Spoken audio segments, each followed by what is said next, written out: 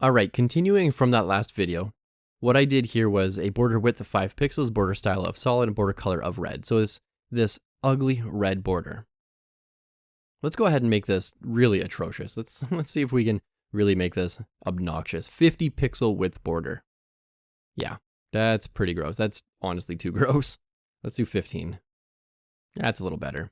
So in this lesson, we're going to be talking about border radius, and we can do border radius as the property, and then it takes some sort of value. Now, typically you're going to be working with either pixels or percents. So let's do a 10 pixel border radius. And what this is going to do when I refresh a page is it's going to make a nice little angle here, a nice little radius, just like that. Now we can apply this to images, not just borders. We can apply it to anything, any element out there, as long as it has some sort of hard edge. Well, luckily, every element in HTML is made of some shape of rectangle, so they all have hard corners, and you can apply a border radius to everything. Now, what if we didn't want the border radius to be 10 pixels? What if we wanted it to be as round as it could possibly be? Let's do 50%. That's looking pretty gross, and it's good to know that we can do things like this as well, because there is a place and time for this. And I'm going to show you right now how this sort of works. Now, this looks disgusting, but what if we said this element has a width of 200 pixels and a height of 200 pixels? Now, it's going to be perfectly square. I'm going to comment this out, and this is going to be perfectly square like this. Let's move that down, and we have a red square. Now, if I uncomment the border radius, we can see it's a perfect circle. So now there is a place and time for a border radius that is super obnoxious, like 50%. Now, what I would like you to do is create a new div on your page, give it a border, some kind of border, give it a border radius of 50%, or 5 pixels, or 10 pixels, or 1 pixel if you want to be like really, really elegant about it. Give it a width and a height so that you have a perfect square, and then just fiddle around with it. So give that a shot, pause the video here, and when you're done, hit resume, and we will learn a little bit more about border radius. Okay, so this is border radius, and what this does is it applies the radius to the left, the top right, bottom left corners all equally. And I commented that out, so we're not going to see that anymore. Now, what we can do is we can specify an individual corner. So we can say border top left radius is going to be, let's say, 5 pixels. Border top right radius, let's make this one obnoxious. Let's make this 50. And let's do border bottom right radius. Let's do this one as 5 pixels. And the border bottom left radius. And now we have something that looks a little bit like a leaf. So now we're starting to make shapes, which is really interesting because all this is a border. And what I find to be kind of peculiar is if I right-click on this element, go to inspect, and hover over this, you can actually see it's still a square. Your browser thinks this is a square, but the CSS engine then renders it to not be perfectly square. So what I would like you to do now is try to fiddle around with the border top left radius, top right, and bottom left radius. Now, if you're feeling really spicy and you want to go one step further, we can always do border radius, 5 pixels, 50 pixels, 50%, 5 pixels, 50%. And what this is going to do is top left, top right, bottom left. And that's going here, here, here, and then down here. And that's going to go in a clockwise order. Go ahead and have some fun with this. This can really spice up like your own profile, your portfolio page, if you will. Let's look at display. So in HTML 101 and HTML 201, we learned about different block types. And so in H1, this is a block element, and a span, this is an inline element with more text beside it. And if we do with more text beside it, we're going to see something very interesting. So when I load up my page here, this is a block element. this H1, and you can see it's taking up all this extra space over here. It's a block element. It's selfish. It wants to use as much possible space even if it doesn't need it. And you can tell that it's a block element because even though this is a block element and we wrote with more text beside it, it kicked it down into its own line. Whereas a span is an inline element and it said, you know what, I'm only going to take up the amount of space that I actually need. And yes, other elements and other text can live beside me. I'm totally cool with that because I'm not selfish. But block elements are kind of selfish and they take up all the space that they possibly can.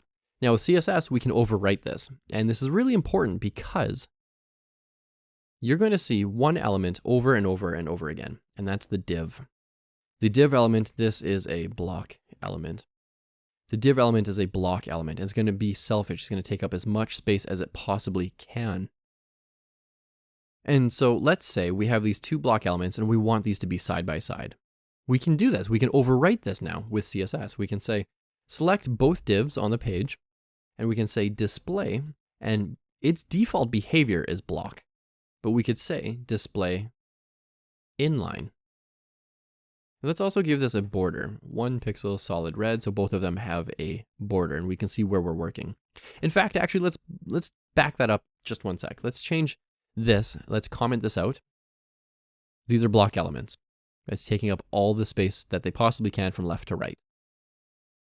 Let's change the display type to inline, go back to our page and hit refresh, and they work side by side. Now, why this is important? Well, there are probably 1,000 different use cases, but the most popular use case that you're going to see is div. Divs are block elements, but they're also dummy elements. They don't actually mean anything. So you're going to be overwriting display block from a div to display inline or inline block. Now here's the difference between inline and inline block. Okay, this is a very important thing to distinguish. Is on our div here, if we said the width was supposed to be 200 pixels each and the height was supposed to be 200 pixels each. And actually, this is really cool. I didn't know that VS Code does this, but this tells me here that the property is ignored due to the display. With display inline, the width, height, margin top, margin bottom, and float properties have no effect. So now we're getting into internal rules of CSS. So when we go back to our page, it has absolutely no effect. Now, to get around this, we simply say display inline block. And when I refresh the page, we can see that they turn into proper squares. So what I would like you to do is fiddle with this because this is vital for working with CSS. I want you to create two divs and then I want you to make them side by side. Use display inline and then inline block and set a width and a height on both of them. Make sure that they can be side by side and that they are two squares, just like I did in this video. Give that a shot. Once you're done, let's head on over to that next lesson. Let's talk about width here. So let's go ahead and create a new element. I'm going to style it first, and then I'm going to give it an element. So let's select a div that has a class of half width. And here we can say the width is going to be 50%. And I can actually read this and create something out of this. Now watch this. This is really cool. In VS Code, I can do div dot half width and then hit tab, and it wrote my class out for me. So basically, I just wrote CSS, hit tab, and it wrote out the HTML for me. That's really cool. That's called an emit abbreviation. This is half width. And so when I refresh the page from the last lesson, doesn't look like much is happening, but in my inspect tools here, in my developer tools, you can see that it's actually taking up half the width here. And if I scroll all the way down, I can select that inside here, and it's only taking up 50%. I can change that too. Let's go ahead, change it to 90%. And now you can see it's taking up 90%. Now I find that hard to work with, so what I like to do is add a border. So I do border 1 pixel solid red, and this just shows me what I'm working with here. So when I refresh a page, it went back from 90% to 50 because I was just fiddling around in the developer tools, and it doesn't save your work there. So I changed that width back to 50%, gave it a border, and we can see what we're working with here. Now we can also give this a width of something a little more solidified. So 50% is 50% of your browser. So if you shrink your browser down, and I'll show you what I did there. Let's go back, right click, inspect, and I'm using Google Chrome for this. Click this little icon, toggle device toolbar, And we can see when we toggle this that the width is always 50% of the page. It's never ever going to change. It's always going to be 50% of the page, even if that page is super tiny. And this is 300 pixels wide, so this is a very small mobile device. Or we can say, let's say 500 pixels, and when I refresh this, and this is pretty hard to see, I apologize for that, it's always 500 pixels here. Always, always, always. And so when I do this, we can see it's always 500 pixels, and when I do this, the box itself actually isn't getting smaller. My viewport is getting smaller, but watch this. When I get small enough, it bumps on over. So that's really hard to see. Kind of a terrible example, but there are two different ways to specify a width. Now, the thing to know about width is you need to have display inline block or display block set. One of the two. It's important that you have one of the two set, because if you said display inline and you set a width, VS Code is already complaining here. Let's go ahead and get rid of that view. Inline is only going to take up the minimum amount of width that it possibly needs. It's not going to understand that you want a width of 500 pixels. So to get around that, we do inline block. That works. We can check this out. We can see that it only takes up 502 pixels on my screen. Or we can do block. Same thing, 502 pixels on my screen, but it also takes up this extra white space there. Now we can do the same thing without a div. We can change this to a span. Let's get rid of display block so it's normal thing. And let's go ahead and change this to a span. So span, half width, 500 pixels, 1 pixel solid red border. Well, a span is an inline element. We can tell it's an inline element because the width is not being set here. We can also tell that it's an inline element because if we go here and just hover, it's using the minimum amount of space possible. But we can overwrite that. We can say display inline block or display block, and this will now accept width. Height.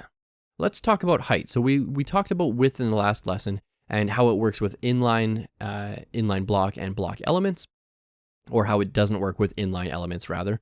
So I'm not going to go over that again. If that was sort of beyond your understanding when I just said this about 10 seconds ago, definitely go back to the lesson on width where I talk about the different display types. So let's go ahead and give this a height of 500 pixels as well. Height 500 pixels. And you can see that this is actually getting easier for us. We've spent a little bit of time together. We know that this is a property, this is a value, this is a selector, and we can have multiple declarations in here. And so width 500 pixels, height 500 pixels. We don't really need to go over like what height actually is in like the English language. We know what it is already. And we know that width works one way, so height should probably work a similar way. So we're speeding up how fast we can learn CSS here, which is really nice. So let's go ahead and refresh this page and get rid of that. And we have this big square.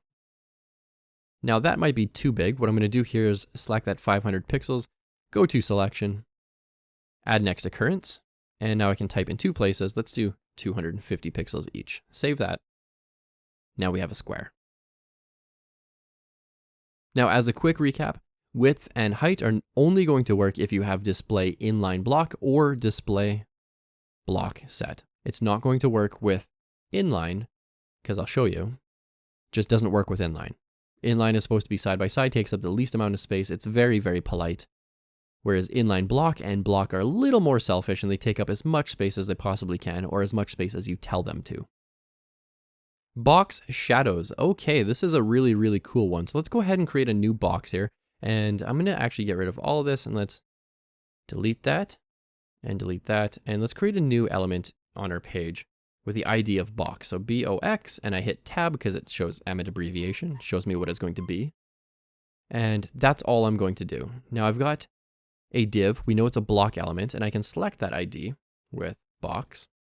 And I can say the width of this box is going to be 200 pixels. The height of this box is going to be 200 pixels. And the border is going to be 1 pixel solid black. And let's not make it 1 pixel. Let's make it 2 pixels. And we're just going to see a black box on our page, just like that. Now what I can do here, and we're going to start using a lot of components together, is I can add a background image. And let's add the URL. And let's add Chewy in there. Let's say the background position has to be center and center. And let's say background size needs to be cover. Let's see what this looks like now. Okay, so we filled it with a background image. That's pretty cool. Let's go ahead and add a border radius of 0 on the top, 50% on the top right. The bottom right is going to be 0, and the bottom left is going to be 50% as well. So it's going to look somewhat like a leaf, like that. And I think I might have said that backwards. So this is top left, top right, bottom left. Now with a box shadow, we can say box shadow, and this is a very interesting one. So we want the x-axis, the y-axis, and the color. So on the x-axis, let's move this over 10 pixels. On the y-axis, let's move this over 10 pixels. And the color, let's make this red, just so it's obnoxious. And we have some sort of box shadow. Now, that's not bad. I don't mind that. But let's say, we didn't want such a hard line there. Let's say we wanted to blur it a little bit. We can say X, Y, and then as a blur value, we can say, let's say 5 pixels of blur, and then change it to red. And we can see that it gets a little blurry there. We can actually make this significantly blurrier too. Let's do 15 pixels. There we go. Now, that sort of suggests that there's like some sort of light over here. Let's go ahead and change that X to like 2 pixels. So it's going to move right 2 pixels, and then it's going to move down 2 pixels, the Y-axis. And we have some sort of glow back here. So that's looking pretty good. Now there's one other thing we can do. Let's go ahead and get rid of that blur. And that's what our border looks like. We can also say inset. So give it a box shadow on the inside, so it looks like it's a little bit hollow. Look at that. So that's not bad.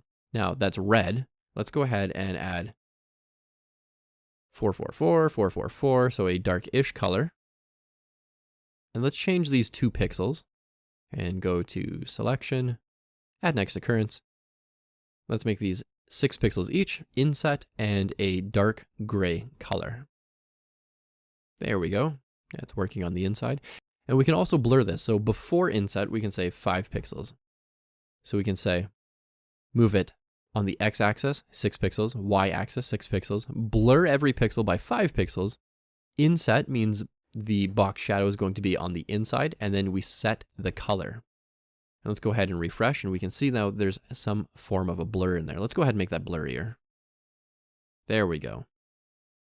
And so now we're sort of working with all of these individual components, or these declarations, and we're making it bigger into this bigger image component called a box.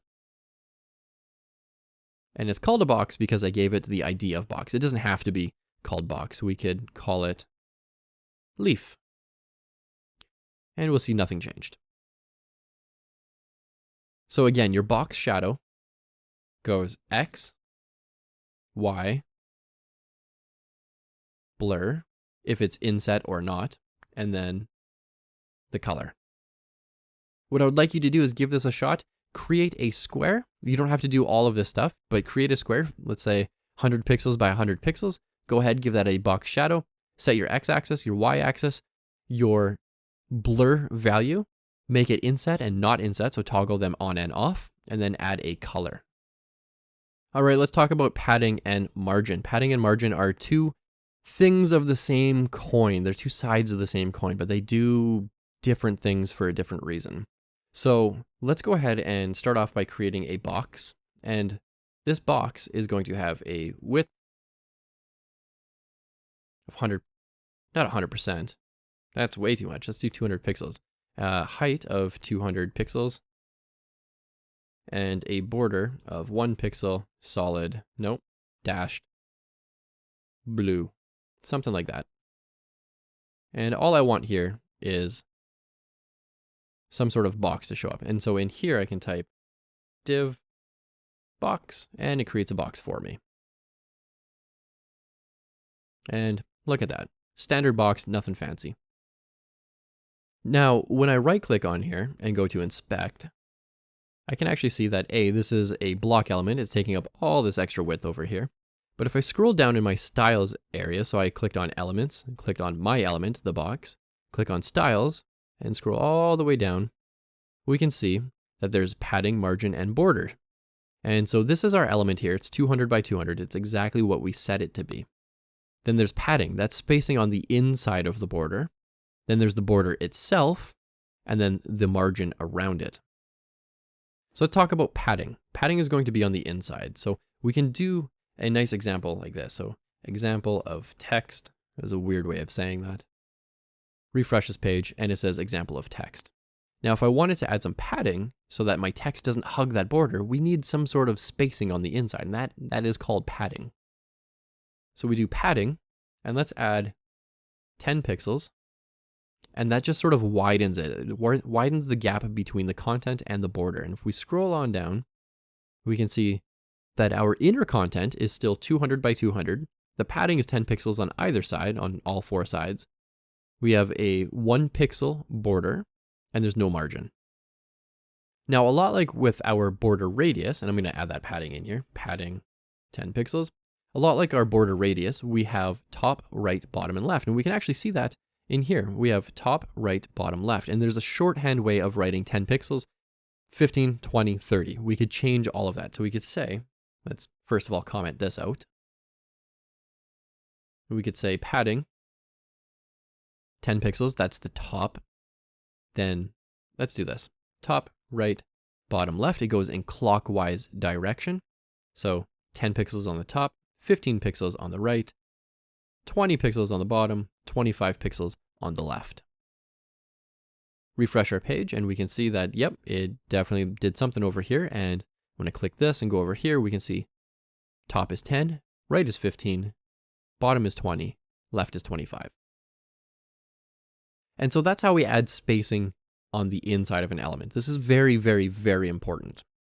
In the next lesson, I'm going to talk about margin, which is essentially the exact same thing, but the spacing doesn't live within the border. It lives just outside of the border. Let's take a look at margin. Margin is a lot like padding. However, padding is inside of a border and margin is on the outside of a border. So carrying on from our last video, our last lesson, let's go ahead and add a margin of 30 pixels. And when I go back to my page and hit refresh, this isn't going to say dash. This is going to say 30, 30, 30, and 30. So refresh, and there we go. It's 30 all the way around, and it gives us 30 pixels all the way around. Now, we're going to see something weird here. It's also saying the margin is also all this area. That's because it's a block element. Let's go ahead and change this to display inline block. And you're going to see that it actually respects the margin 30 pixels all the way around. Let's go ahead, scroll to the bottom so we can see that it's taking effect on the bottom as well. And again, where it says styles here, you can just scroll on down and it will show you what it is. And just like padding, it doesn't have to be just margin 30 all the way across. What we could say is, let's copy this.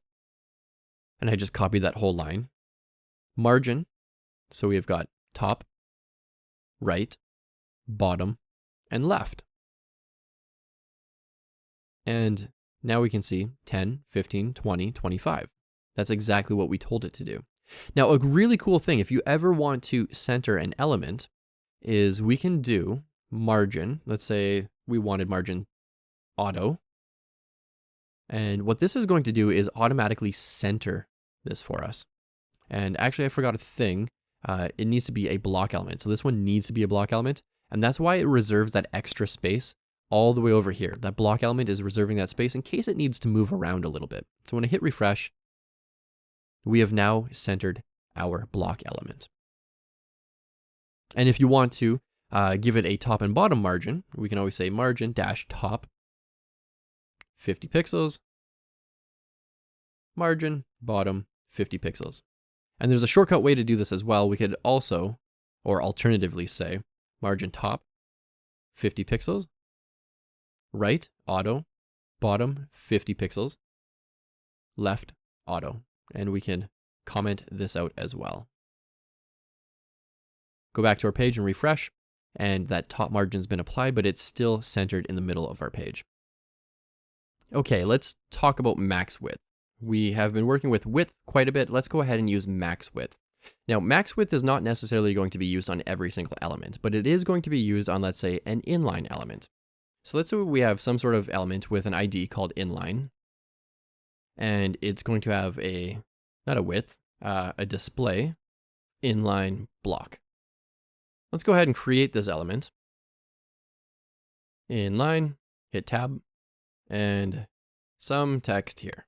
And let's also give that a border so we can see this. Border, 1 pixel, solid red. And so we see this text here. Now we can say, because it's an inline block element, that it should only ever reach a maximum width before the text breaks onto a new line or overflows. So when we say give something a width of, let's say, 500 pixels, it's going to give us a width of 500 pixels. But let's say we wanted it to be flexible. So it can start off this small and it can get up until this size. We would use a max width. So let's go ahead and add a max dash width. And we're going to see that the width actually changes back down to the minimum size. And in our tool here, our developer tools, we can right click inspect. And let's add a bunch of text. So I'm just going to copy all this stuff in here and we're going to see something very interesting.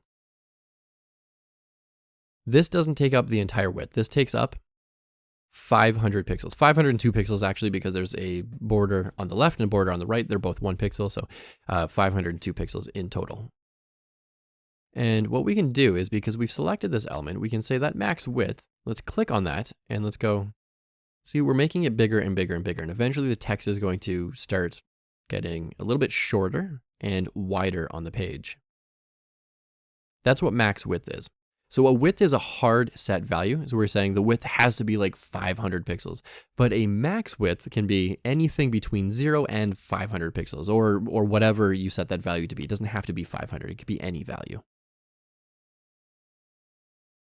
Now, you're likely not going to use this too much in your project, but it is good to know about. So there's nothing to do in this particular lesson. In the next lesson, let's go ahead and get started with opacity. Opacity. All right, let's talk about making things see-through with opacity. Or is it called opacity? I don't know. I've heard people say it either way. So for this, we sort of need to start layering our page. So in our body, what I want to do is add a background image, and I'm going to set the URL to be Chewy. Let's go ahead and refresh our page here, and we have this image of Chewy.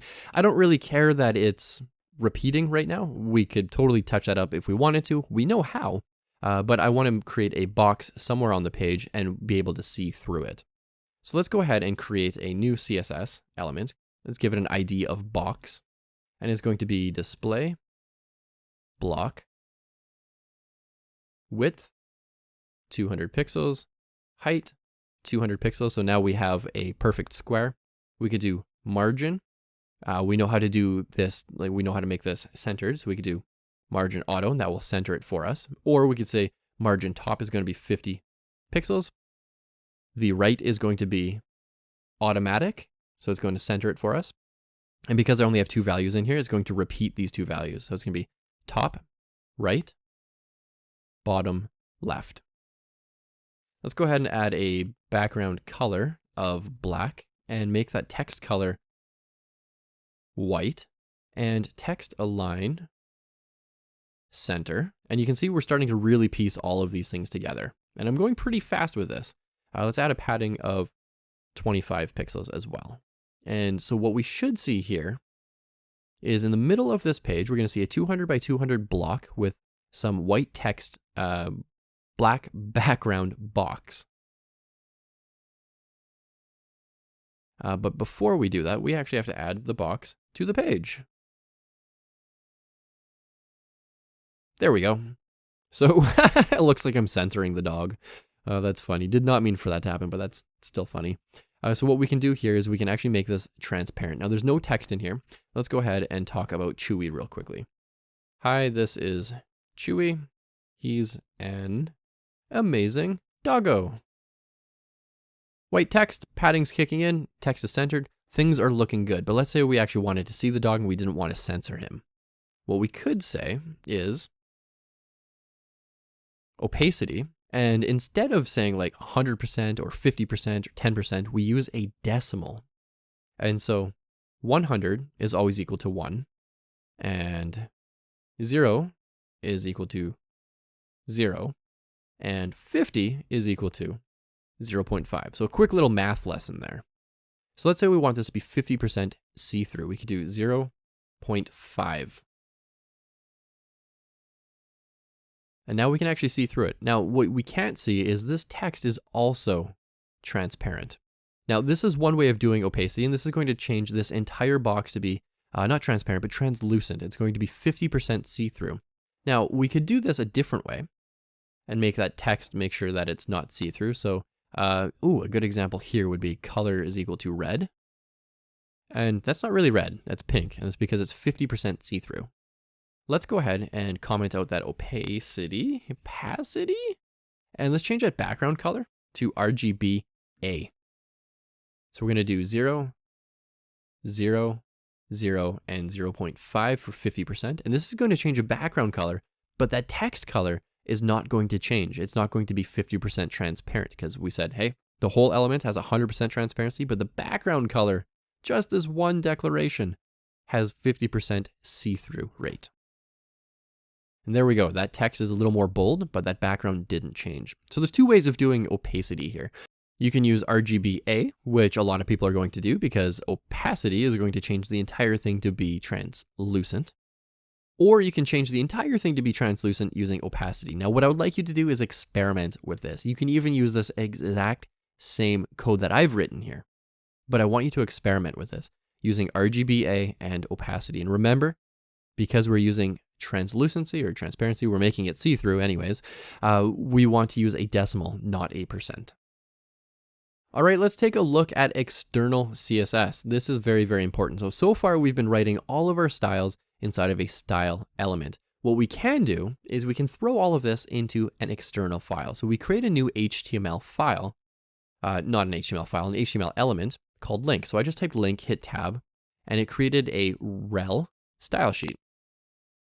And this is the relationship of the linked document. So we're saying, hey, browser, there's going to be another file that you need to go and fetch for us, but just so you know, it's going to be a style sheet.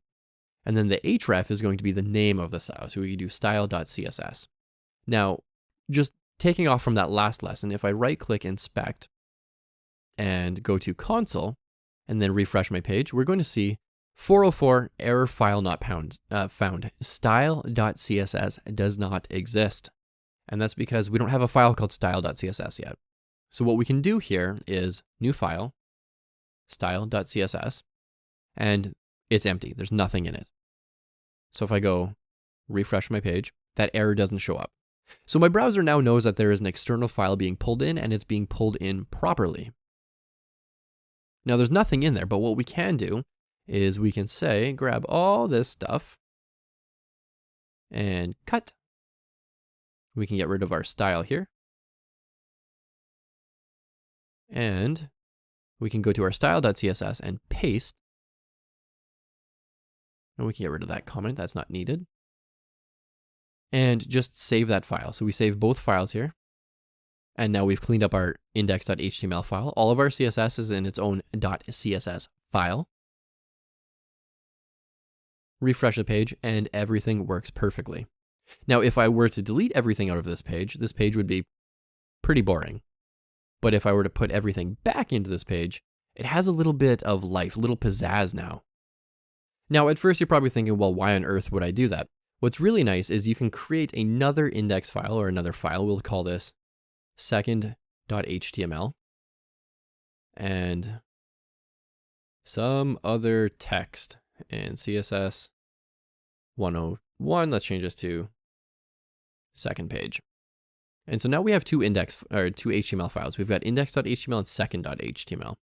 If I go back here, index.html works. And if I go to second.html, this works as well. Actually, that changed my zooming level. There we go. So when I flip between the two pages, I get all the same styling, all the same goodies, but I can change my text, I can change my content. Now, again, where this gets really, really powerful is if you have 100 HTML files, you don't want to be writing style and then going in there and being like box, yada, yada, yada, and copying and pasting that 100 times. That will drive you nuts. And that is no way to live your life as a web developer. Instead, we throw everything into an external file and then we link to it. And now I can change. Let's say I can get rid of the background image on style.css, and it's going to take effect on both index and second.html. So let's go back to our browser, and I'm going to hit refresh. This is on second.html. We can see that up here. I got rid of the background. And if I go back to index.html, I got rid of that background as well. And all I did was commented out in one place instead of two places. And so it's a lot more efficient to write your code like this. Now, there's another benefit is when you are serving your website, your browser can actually cache this entire CSS file, so it doesn't have to download it every single time you view a page, and it's actually significantly faster, so it's good for your users as well. So the preferred way to write CSS is in a CSS file. I just called it style.css. You can call it literally anything you want .css, as long as it has that .css in there. Now, I really, really need you to give this one a shot. This is very, very important. This is, again, a super vital part of CSS and HTML and how they link together. So in your index.html file or whatever file you're creating, I want you to add a link. Take all of that styling, throw it in your style.css. Notice how there is no style element in here. There's no style element whatsoever. And then take your insides, the inside of this element. So you had a bunch of stuff in here. Take your selectors, cut them, and put them into your style.css file. So make sure that works with an external file.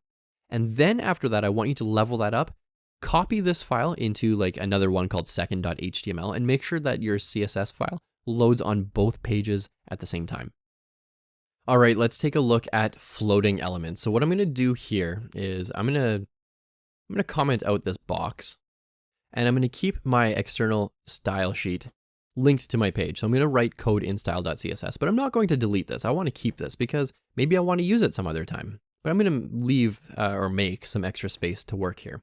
And what I wanna do is demonstrate floating elements. And so a floating element is this is very interesting. So we can have a paragraph, and we can put lorem in here, and we could copy this paragraph over and over and over again. Let's go ahead and copy this over and over and over. Actually, nope, that was wrong. Let's back that up. Let's add a line break. Let's do this way. We're gonna have a lot of text in here. And let's refresh our page. And so you can see that style.css is still working for us. Actually, let's go ahead and comment that out because that's going to be counterintuitive to this lesson. There we go. And so we have all this text in here. And now the idea of floating is when you have an image, you can put an image somewhere in here, and you can either make it float to the left or float to the right. And that's going to make your text wrap around everything. So let's go ahead and add an image, and I'll show you what a normal image looks like inside of a big paragraph like this. We could do, let's say the BR here, we could say img src is equal to chewy.jpg.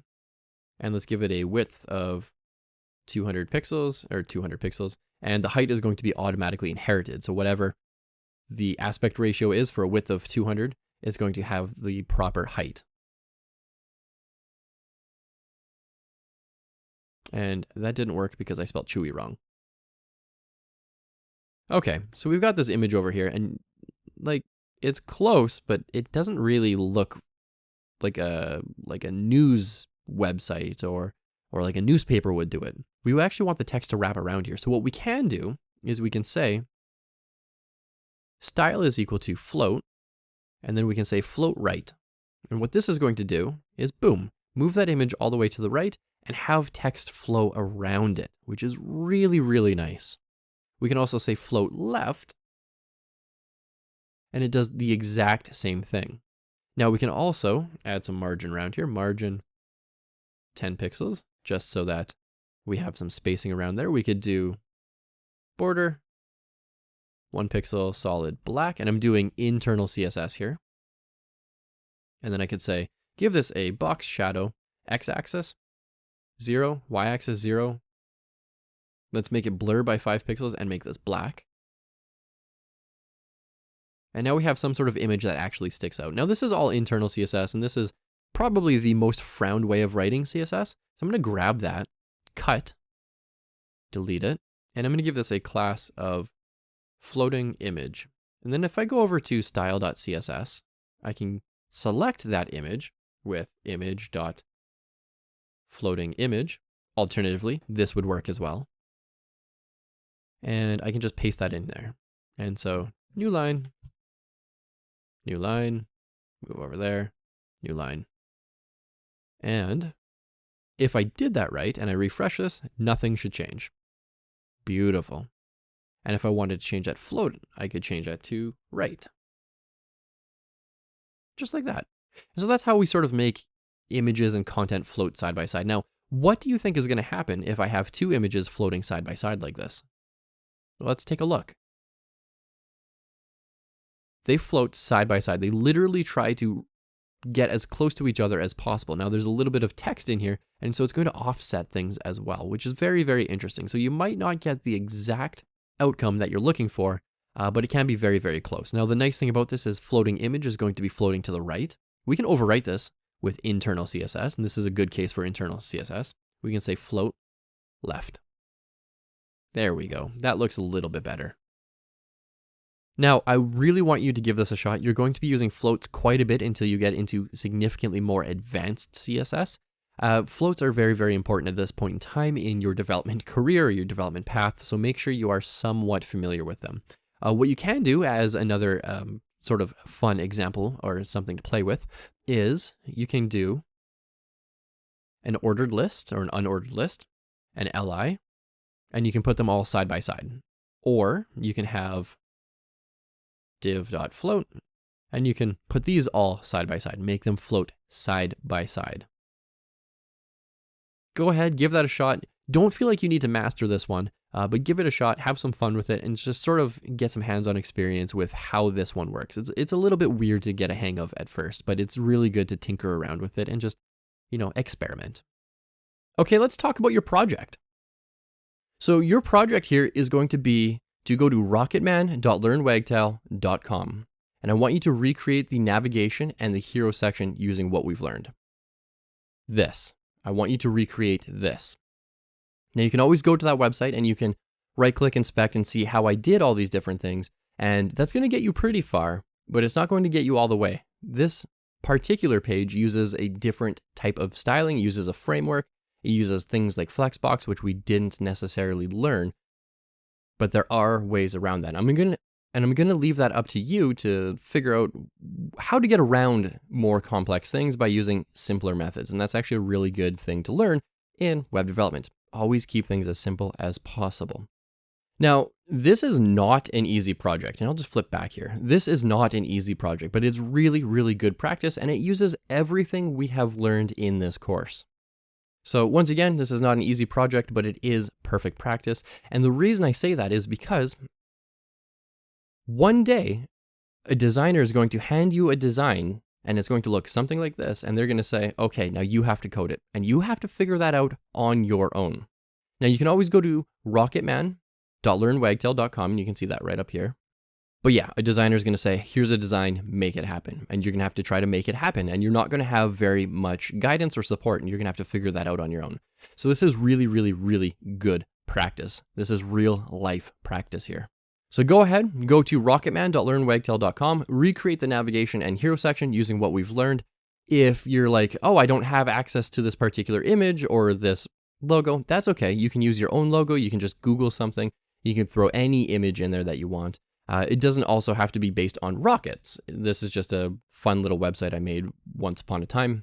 You can make it about coding, your favorite food, your favorite family member, your favorite hobby. It could be really anything, but recreate this layout and feel free to swap out the content, so the text that you see on here, or feel free to swap out the images or both. With that said, go ahead and give that a shot. Reference anything you need. Feel free to Google as much as you possibly need in order to get to the answers that you're looking for. And a lot of questions will come up, and that's totally normal, but feel free to Google your questions so that you can find the answers. And again, that's a big part of web development as well.